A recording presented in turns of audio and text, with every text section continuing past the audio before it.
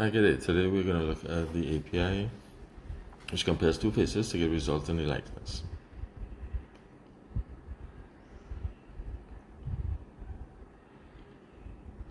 As the introduction says, we will be looking at the code using different, more popular code to show how to use the API.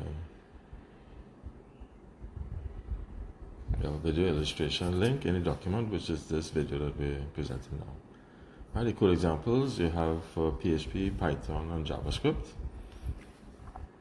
And the API has two key functionalities. One is to request the comparison, which will return the reference number, and then the result to check the response is to use the reference number to get the response to indicate the status. So here we have PHP, and we have the first call, which is an API type R, and that's within the payload, and the two images. And there's a post call using a JSON encryption to send the payload to this endpoint. You'll also be provided the API key for your subscription at Rapid API, which facilitates the use of this API. This is the response you get from that request, the status, error code, and the reference number that you will use in the next call, where you have an API type C, which is to check the result of your request. And then you can see the reference number here and there. You do your call using JSON encryption of the payload.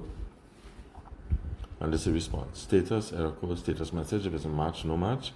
And you clear the distance, which if it's 0.6 or less is a similar phase. The loaded value, more likelihood is the correct phase. Exact same match. Then we look at the Python.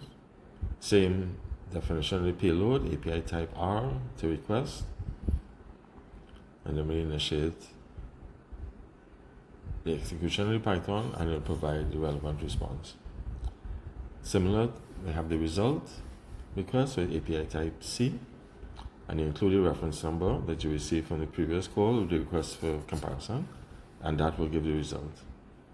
Last but not least, we have the JavaScript. Similar requests, they have the payload or JSON encryption of it.